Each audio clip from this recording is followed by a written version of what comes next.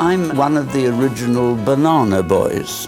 I was born in KwaZulu-Natal, in Durban, in fact.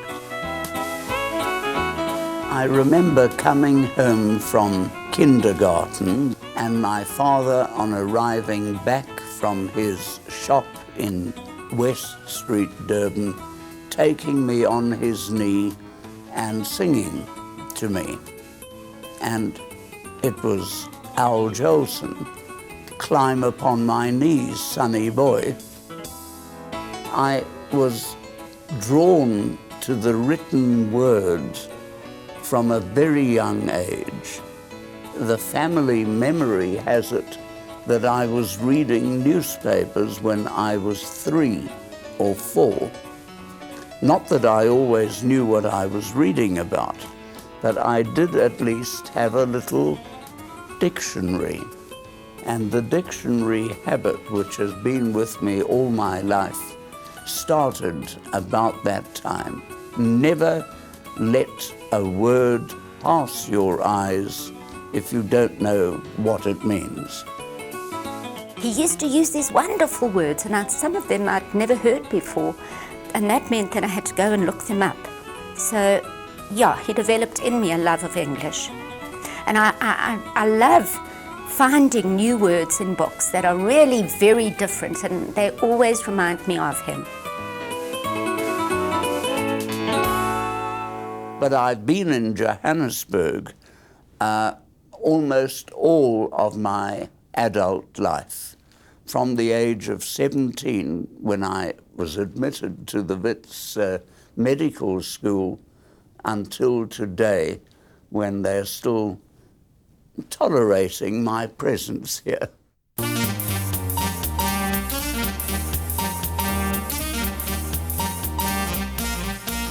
I don't think I'll ever forget my first day at Wits. We had to register. I sat down to register my matric results, very proud of the fact that I had just scraped a first-class matric, and I couldn't help looking over to the young man sitting next to me and registering his results, and he kept writing first distinction, first distinction, first distinction over and over again. This man turned out to be Phillip Tobias.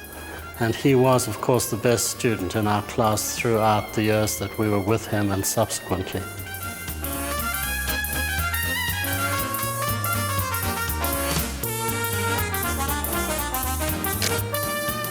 I had come from a sort of simple family background, and I found it hard to adjust when I first came here.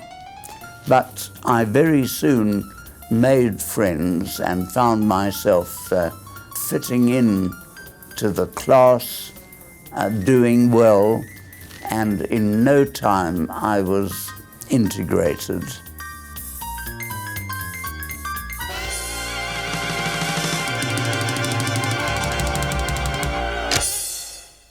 But there was a political background growing in South Africa to which none of us was immune, and that was that the National Party government had the policy of segregation in schools, in universities.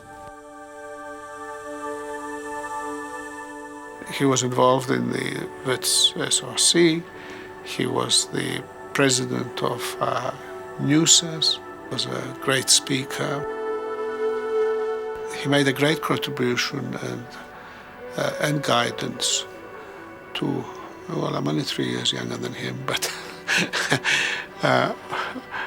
but you know, we considered ourselves his juniors and treated him with respect and admiration. He had a lot of influence. I have always considered myself to be privileged for all the wonderful people that I worked with, and Phil Tobias heads the list. He was an educator, and one of his pupils was me. and I got a real education from Phil Tobias. His lectures were dynamic, they kept moving, they were animated, and so they were fascinating. And we found that many other students, not only medical students, would actually come to his lectures. We will now see some slides illustrating a wonderful aspects teacher of the and a great performer. They used to really look forward to his lectures because it was like a performance. I appeared in Prof. Tobias's lecture on human anatomy and movement back in 1982. And there was one section, it was packed out, the Great Hall, there was one section where he did the three somatotypes, the endomorph, ectomorph, and mesomorph. And in those days, I was the classic ectomorph, which is very skinny. And so he had myself and one of his students who he'd told, if you want to pass your degree, you're going to appear in my show, who was the endomorph, the chubby one. And Reg Park was the mesomorph. And he had the three of us on stage comparing us. It was very funny. That's that. Phil was a wonderful head of department, and he could at times get quite ferocious about things that weren't properly done in the department.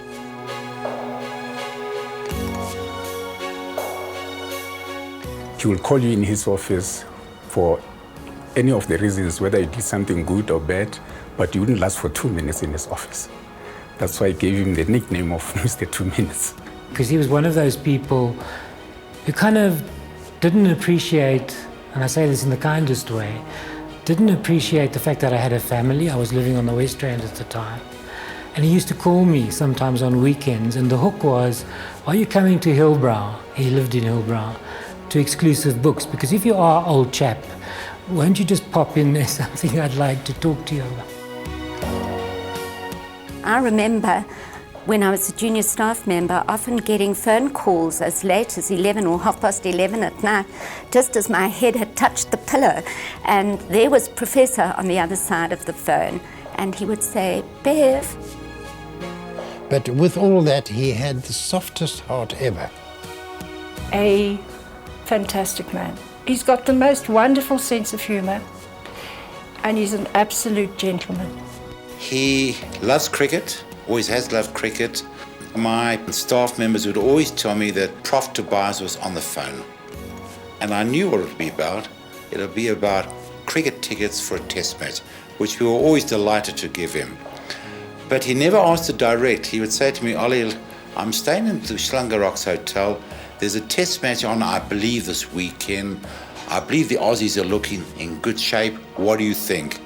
And then I would volunteer, only with pleasure, invite him to the cricket matches. And he has a lovely way of referring to me as my Vice-Chancellor whenever he writes to me or sends me something. I just adore him.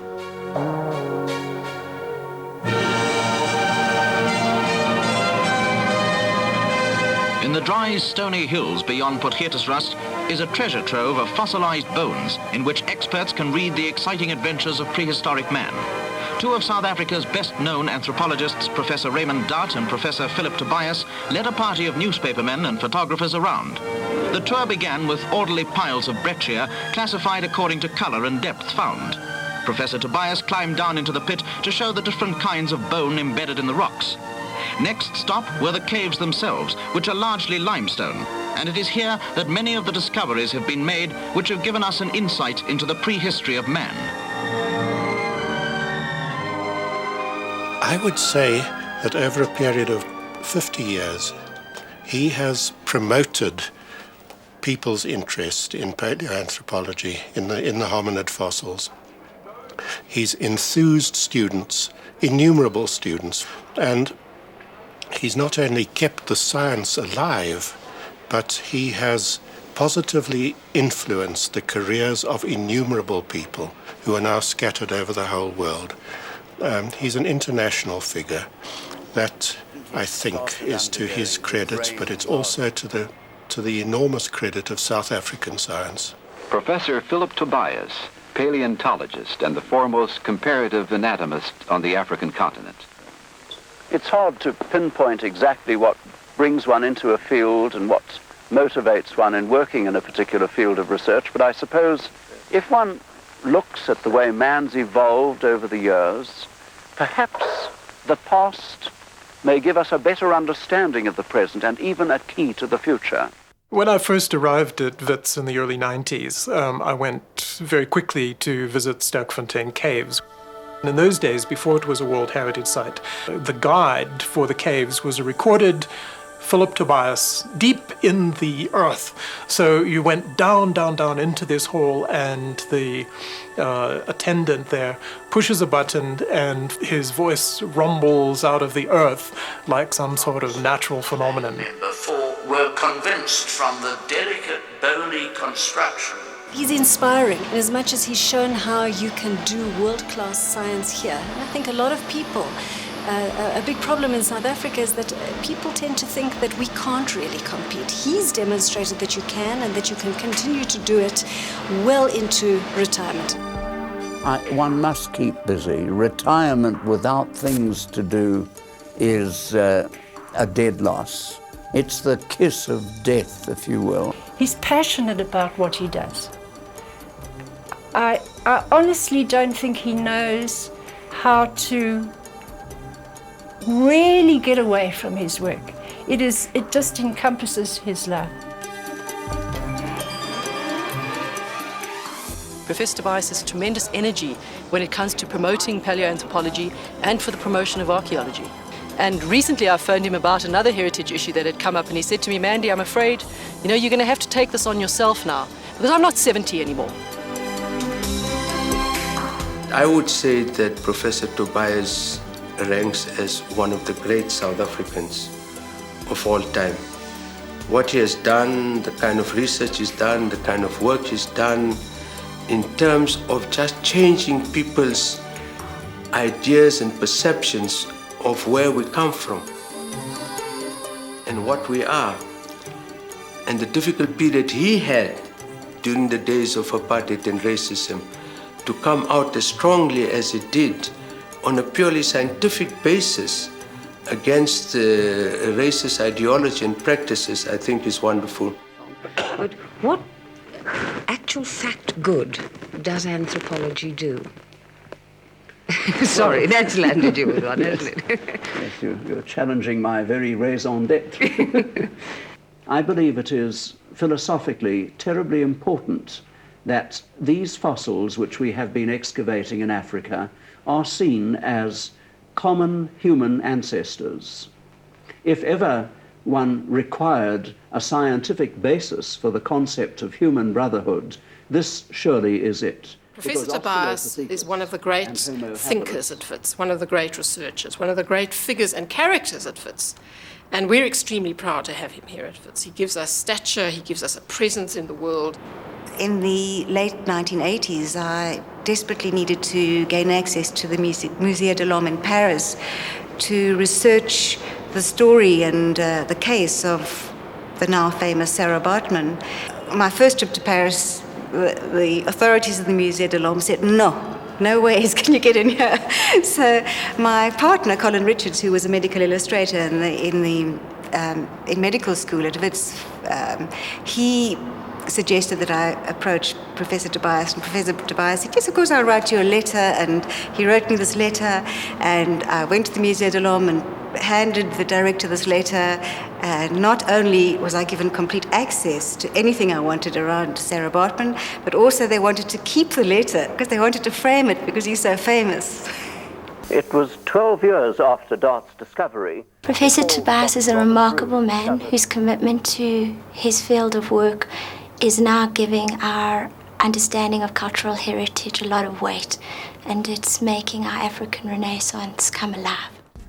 You know, people often ask, what's Africa given the world? And they say it in a kind of sneering and derogatory way, as if they know the answer: nothing.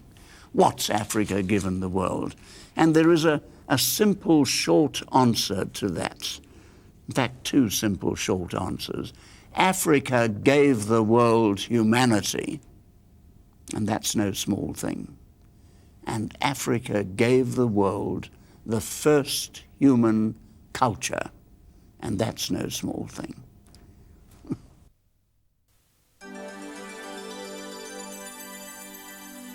I think love is the key to success.